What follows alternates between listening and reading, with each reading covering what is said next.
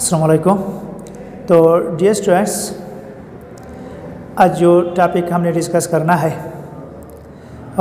इंतहाई important topic है chemistry के पॉइंट ऑफ व्यू से और साथ साथ एग्जामिनेशन पॉइंट ऑफ व्यू से और एनएमडीकेट के पॉइंट ऑफ व्यू से। इससे बहुत सारे एमसीक्यूज़ आते हैं। हर टेस्ट में ईटा के हर टेस्ट में कम से कम इनसे एक या दो एमसीक्यूज़ आते हैं और बहुत सिंपल एमसीक्यूज़ भी होते हैं। और टॉपिक चूँकि इंटरेस्टिंग है और सिंपल भी है, तो इस तरह एमसीक्यूज़ भी सिंपल इनसे आते हैं। तो टॉपिक है हाइब्रिडाइजेशन। तो यहाँ पर हमने कौन सी चीज़ आज डिस्कस करनी है। तो व्हाट इज़ हाइब्रिडाइजेशन? हाइब्रिडाइजेशन क्या है?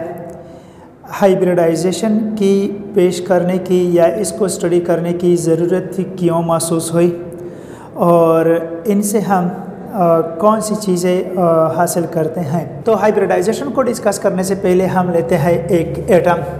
तो एटम का ये फर्स्ट शेल है और यह है सेकंड शेल। तो फर्स्ट शेल में क्या होता है? एस सब शेल है और सेकंड शेल में एस और पी सब शेल होती है। तो ये सेकंड शेल ले ले। तो इसमें एक ऑर्बिटल और पी में कितने ऑर्बिटल्स होते हैं? 3 ऑर्बिटल्स होते हैं, पी एक्स, पी वाई और पी जी। तो ये प्लेन पर डिपेंड करती है। एक एक्सिस पर होता है वाई एक्सिस और जी एक्सिस पर ये होते हैं। तो ये सेकंड शेल में ये जो 2s और 2p के ऑर्बिटल्स हैं ये दो तरीक़ों से मुख्तलिफ होते हैं। नंबर 1, इसका जो ऑर्बिटल है ये स्फेरिकल होता है। किस तरह होता है? स्फेरिकल, गोल गेंद की तरह। और p का जो ऑर्बिटल होता है ये डम्बल शेप होता है। किस तरह होता है? Dumbbell shape. तो नंबर 1, इनकी शेप्स मुख्तलिफ है और नंबर 2, इनकी एनर्जी को अगर देखा जाए तो ये 2s ऑर्बिटल, इसकी एनर्जी कम और ये 2p ऑर्बिटल है, इसकी एनर्जी क्या होती है? ज़्यादा होती है। तो सपोज़ यहाँ पर इसकी एनर्जी कितनी है? ये है 10 जूल और p की एनर्जी फ़र्ज़ कर ले ये है 14 जूल। कितनी है? 14 जूल्स है। तो ये दो ऑर्बिटल्स जिनकी शेप्स और एनर्जी मुख्तलिफ है ये मिलकर नए ऑर्बिटल्स बनाते हैं। क्यों नए ऑर्बिटल्स बनाते हैं इसका जवाब देता हूँ। तो ये नए ऑर्बिटल्स बनाते हैं, एक ये ऑर्बिटल हो गया और दूसरा ये ऑर्बिटल हो गया। ये जो दो नए ऑर्बिटल्स बन गए इसमें से टोटल एनर्जी 10 और 14 मसावी है 24। तो इसकी एनर्जी कितनी है? इसकी एनर्जी हो गई 12 जूल्स और इसकी एनर्जी कितनी हो गई? 12 जूल्स हो गई।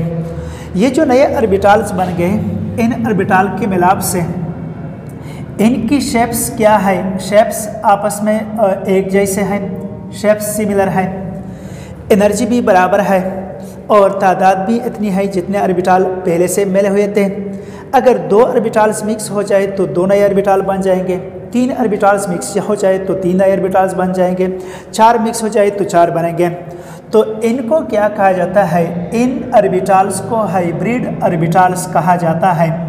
और ये जो अमल है इस अमल को हाइब्रिडाइजेशन कहा जाता है। तो ये process for the first time किसने स्टडी किया है? ये प्रोसेस, ये फिनोमिना जो है, ये आइडिया किसने दिया है? ये आइडिया जो है, ये फिनोमिना किसने स्टडी किया है? ये स्टडी किया है लिनियस पॉलिंग और दूसरा था स्लेटर। इन्होंने स्टडी किया है कब? 1931 में। और क्यों स्टडी किया है? तो जब वैलेंस बैंड थ्योरी पेश की गई तो उसमें क्या थी? कुछ खामियां थी। उन खामियों को दूर करने के लिए उस वैलेंस बैंड थ्योरी में मज़ीद उसकी एक्सप्लेनेशन की गई। तो ये वैलेंस बैंड थ्योरी की एक्सपेंडेड फॉर्म है। ये हाइब्रिडाइजेशन जो है ये वैलेंस बैंड थ्योरी की एक्सप्लेनेशन है, उसकी एक्सपेंडेड फॉर्म है। तो हाइब्रिडाइजेशन क्या है? The mixing up of orbitals of different shapes and energies to form new orbitals of same shapes, same energies and same number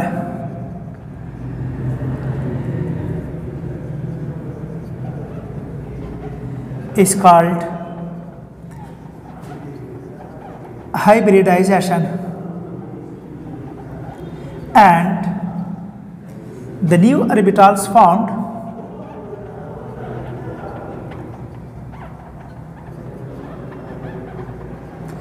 are called hybrid orbitals. ऐसे orbitals जिनकी shapes एक दूसरे से मुख्तलिफ हो, एनर्जी मुख्तलिफ हो, वो आपस में मिलकर नए ऑर्बिटल्स बनाते हैं। जो नए ऑर्बिटल्स बनते हैं उनकी शेप्स भी एक जैसी होती है, एनर्जी भी सबकी आपस में बराबर होती है और तादाद भी इतनी होती है जितने ऑर्बिटल आपस में पहले से मिलते हैं। तो इस आइडिया को, इस अमल को, इस फिनोमेना को क्या कहा जाता है? इसको हाइब्रिडाइजेशन कहा जाता है। ये किसने स्टडी किया है? लिनियस पॉलिंग और स्लेटर नामी साइंटिस्ट ने 1931 में इसको ये स्टडी किया है, ये फिनोमेना उन्होंने पेश की है। तो हाइब्रिडाइजेशन इसकी मुख्तलिफ टाइप्स होती हैं। हाइब्रिडाइजेशन जो है इनकी मुख्तलिफ टाइप्स हैं। तो इनमें से नंबर एक जो है, नंबर एक है sp हाइब्रिडाइजेशन, नंबर 2 है sp2 हाइब्रिडाइजेशन, नंबर तीसरा जो है sp3 हाइब्रिडाइजेशन है, नंबर चौथा जो है वो है dsp2 हाइब्रिडाइजेशन, नंबर 5वां जो है वो है sp3 d2 हाइब्रिडाइजेशन, और इसके अलावा d2 sp3 और sp3, ये d2 sp3 और sp3 d2 हाइब्रिडाइजेशन होती है।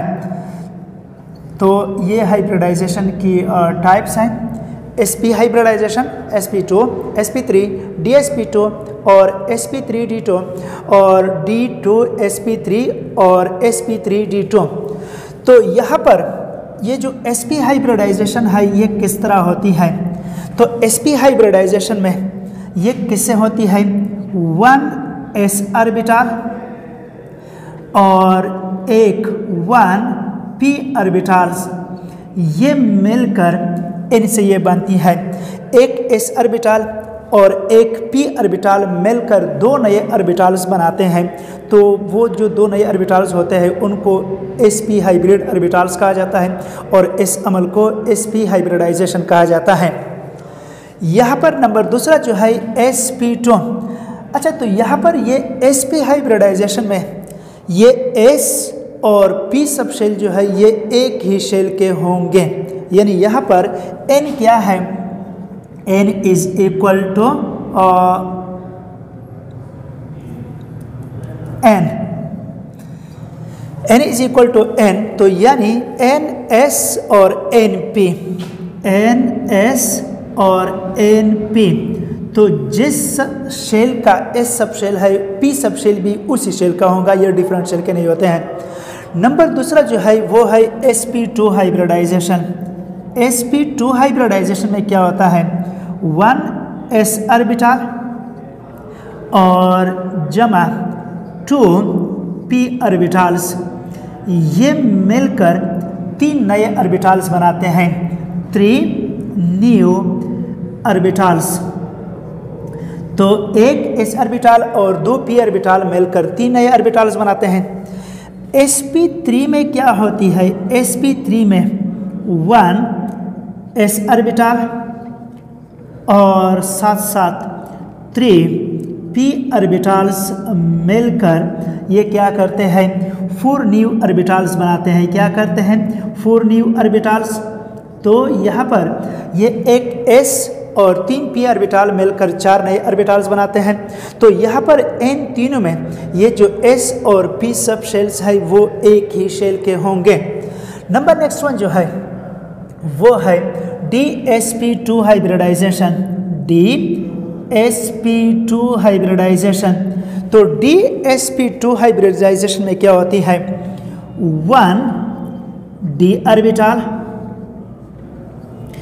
1 s ऑर्बिटल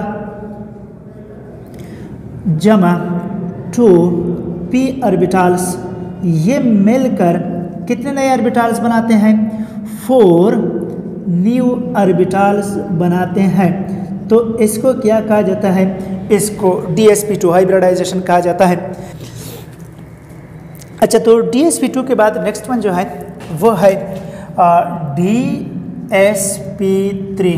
तो DsP3 में क्या होती है, तो यहाँ पर 1 d ऑर्बिटल होता है, 1 d ऑर्बिटल, ये n-1 d होंगी, और साथ साथ क्या होती है 1 s ऑर्बिटल और 3 p ऑर्बिटल्स होते हैं। कितने होते हैं, 3 p ऑर्बिटल्स होते हैं। तो टोटल कितने नए ऑर्बिटल्स बन जाते हैं, 5 न्यू ऑर्बिटल्स बन जाते हैं। तो यहाँ पर जब DsP3 है तो ये n-1 d होंगी और ये ns और np होंगी। तो यहाँ पर टोटल 5 ऑर्बिटल्स बन जाते हैं। और इसके अलावा नेक्स्ट वन जो है वो क्या है, वो है D2sp3। तो और sp3d2 एंड sp3d2। तो यहाँ पर क्या होती है, यहाँ पर 2 d ऑर्बिटल्स और प्लस 1 s ऑर्बिटल, और नेक्स्ट क्या होती है प्लस 3 p ऑर्बिटल्स होते हैं। तो यहाँ पर टोटल कितने न्यू ऑर्बिटल्स बन जाते हैं, 6 न्यू ऑर्बिटल्स बन जाते हैं। तो इसको क्या कहा जाता है, इसको D2sp3 या sp3d2 कहा जाता है। अगर ये D2sp3 है तो ये n-1 d और ns और np होंगी, और अगर sp3d2 है तो ये ns np और nd सब शेल्स के ऑर्बिटल्स होंगे। तो यहाँ पर ये 2 d के ऑर्बिटल्स होते हैं, एक s का ऑर्बिटल होता है और 3 p के ऑर्बिटल्स होते हैं, और टोटल कितने ऑर्बिटल्स बन जाते हैं, टोटल बन जाते हैं 6 ऑर्बिटल्स। तो ये किन सूरत में होती है और कहाँ पर होती है, तो ये अब हम डिस्कस करते हैं।